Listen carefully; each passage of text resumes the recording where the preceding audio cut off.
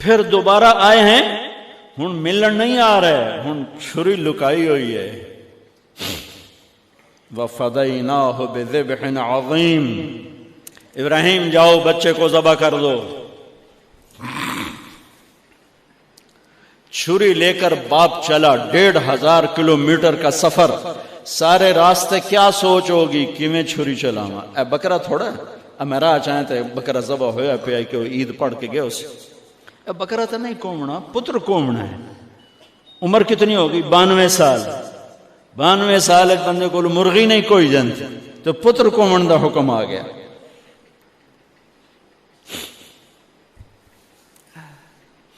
بڑے شیطان کے یوں منہ کرو ادھر لیفٹ، ادھر سے منہ کرو تو رائٹ. 2 پہاڑ آپس میں ملتے تھے، اس میں ایک اونٹ بن جاتی تھی. وہاں باپ بیٹا کھڑے ہوئے، 92-95 سال کی عمر ہے اور آگے معصوم پھول ہے. بچہ تب پرایا بھی ہوئے تو پیارا لگتا ہے. اپنا جگر. انی ارا فی المنام انی اذبحک فانظر ماذا ترى. بیٹا تیرے ذبح کا حکم آ چکا ہے، کیا کہتے؟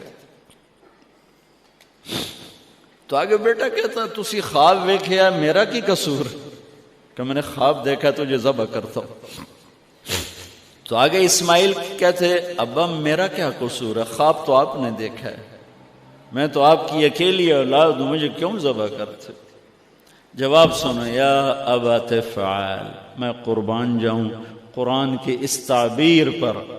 اسماعیل علیہ السلام کے جذبات کو 2 لفظ، یا ابا تفعل، یا ابت افعل.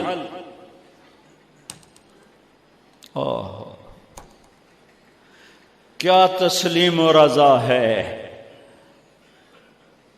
ترجمہ جو بھی ہے، فرمایا دیر کیوں کر رہے ہو.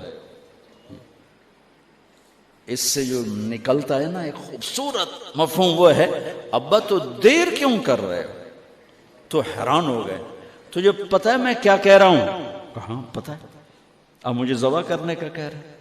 تو کوئی گھاٹے کا سودا نہیں ہے. آپ کے بدلے میں جنت، دنیا کے بدلے میں جنت ملے گی اور آپ کے بدلے میں اللہ ملے گا. اس میں کیا گھاٹا ہے؟ آئے خیال پیچھے چلا گیا ماں کی طرف. کہنے لگے ہاں میری ماں نو بڑا دکھ ہوئے.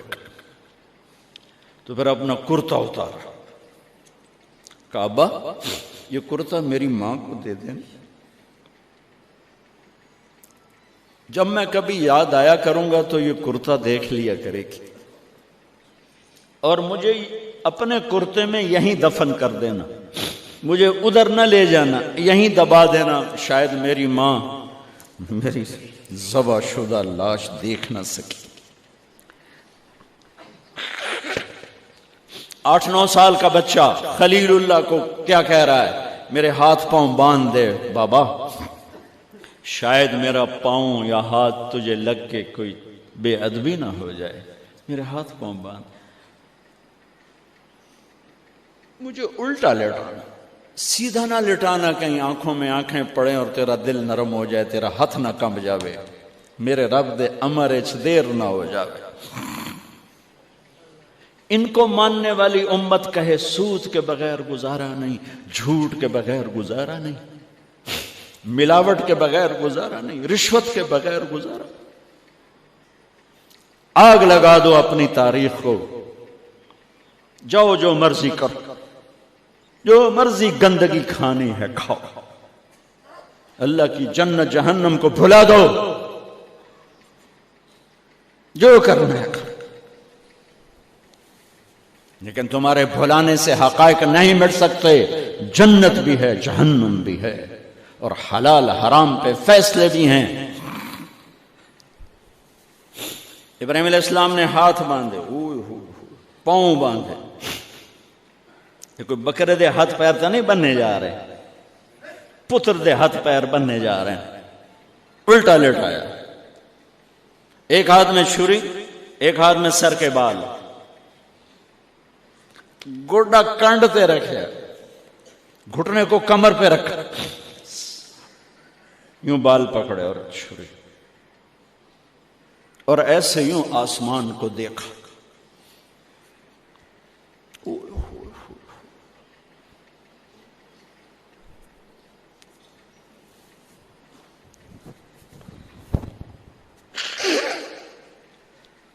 فرمایا یا اللہ تو مجھ سے ناراض ہو گیا؟ یا اللہ تو مجھ سے ناراض ہو گیا کہ اسماعیل کی محبت میرے دل میں تجھ سے زیادہ ہو گئی؟ نہیں، کبھی نہیں۔ یا کوئی میرا امتحان ہے؟ یا اللہ میرے دل میں تو ہی تو ہے، لاکھوں اسماعیل تجھ پہ قربان۔ آسمان کے فرشتے 2 دفعہ روئے ہیں جب سے پیدا ہوئے ہیں۔ ایک یہ جو واقعہ سنا رہا ہوں، جب ابراہیم کی فریاد 7 آسمانوں میں گونجی تو نہ رونے والے فرشتوں کے بھی چیخیں نکل، اور ایک طائف کی وادی میں جب میرے نبی کو پتھر پڑے اور آپ بے ہوش ہو کے گرے تو آسمان کے فرشتوں کی چیخیں نکل گئی۔ اب چھری جو چلائی، میرے رب کا امر آ گیا، نہیں کاٹو گی، نہیں کاٹو گی۔ یہ نہیں کہ یہاں کوئی لوہے کا ٹکڑا آ گیا، یا چھری موم بن گئی، یا اے ٹوٹا لوہا بنیا۔ چھری تیز تھی، گوشت نرم تھا۔ عرش والے نے کہا نہیں، چھری کیسے کٹے؟ آگ نہ جلائے، اب کیسے جلائے گی؟ مچھلی کے پیٹ میں جا کے موت مت آئے، اب کیسے موت آئے گی؟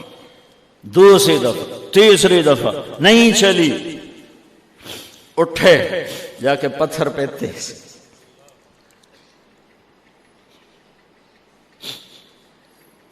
یہ علماء نے لکھا ہے کہ جانور کے سامنے چھری تیز نہ کرو تاکہ جانور کو تکلیف نہ ہو۔ قربانی کے مسائل میں آتا ہے، قربانی کے مسائل میں، کہ جانور کے سامنے چھری تیز نہ کرو کہ جانور کو تکلیف نہ ہو۔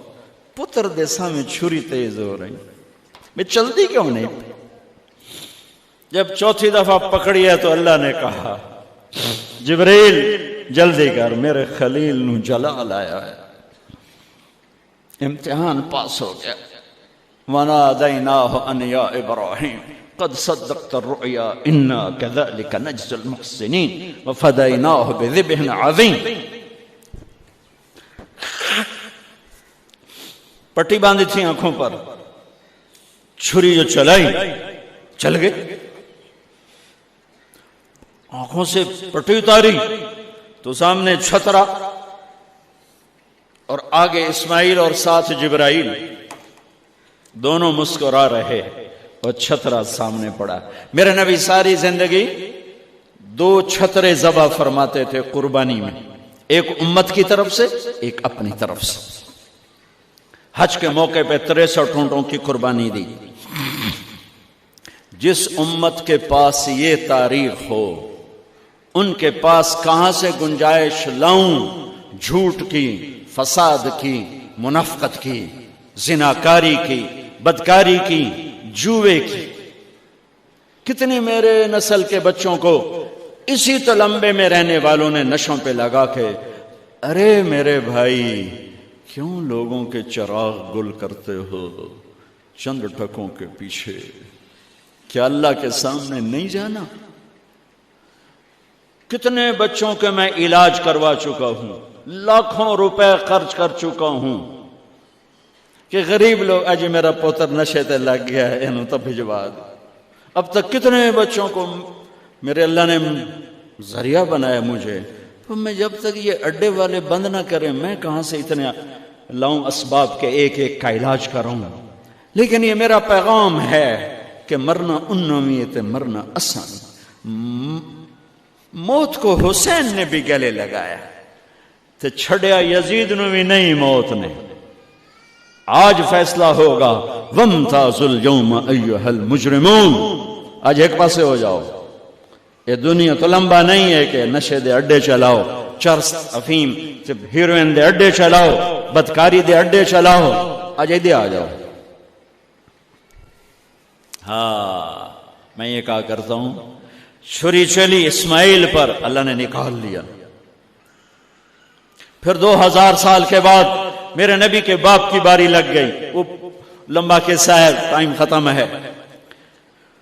چھری چلنے لگی میرے نبی کے والد عبداللہ پر، اللہ نے نکال لیا۔ 100 اونٹ ذبح کروائے اور ان کو نکال لیا، لیکن چھری نے چلنا ضرور تھا۔